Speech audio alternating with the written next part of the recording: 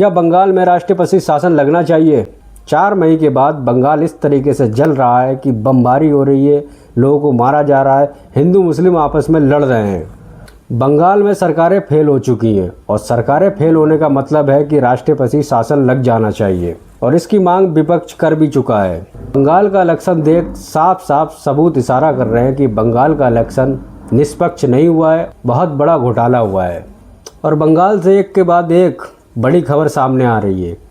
BJP के CM उम्मीदवार शुभेंदु अधिकारी का पीए की गोली मारकर हत्या कर दी जाती है। 5 बीजेपी कार्यकर्ताओं को मौत के घाट उतार दिया जाता है जो एक बम विस्फोट में अपनी जान गंवा बैठे।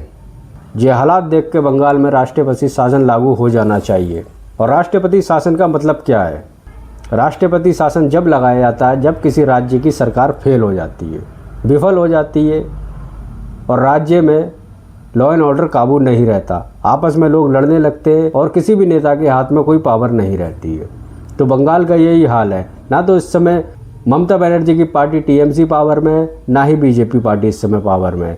इस समय जनता ने अपने हाथ में लॉ एंड ऑर्डर उठा रखा है और आपस में एक दूसरे से लड़ रहे हैं। जिस राज्य का माहौल बिगड़ जाता है किसी भी कारण और सरकारें फेल हो जाती हैं तो फिर राष्ट्रपति शासन के रूल्स के मुताबिक राज्यपाल के हाथ में सारा लॉ एंड ऑर्डर आ जाता है। सरकार उस समय किसी की नहीं होती है, सिर्फ और सिर्फ राष्ट्रपति का हुक्म चलता है और पुलिस और शासन राज्यपाल के कंट्रोल में आकर काम करता है। ना तो उस समय कोई एमपी होता है, ना उस समय कोई विधायक होता है। और विपक्ष को और पक्ष को 2 महीने के भीतर संसद में बैठकर इस चीज़ पर समझौता करना पड़ता है कि अब देश और राज्य खतरे में है और रूल्स के मुताबिक कार्रवाई कीजिए। कुछ ज़्यादा से ज़्यादा शेयर करें, लाइक करें, कमेंट करें और मेरी आपसे गुजारिश है वीडियो को लाइक ज़रूर करें और फॉलो करके जाएं।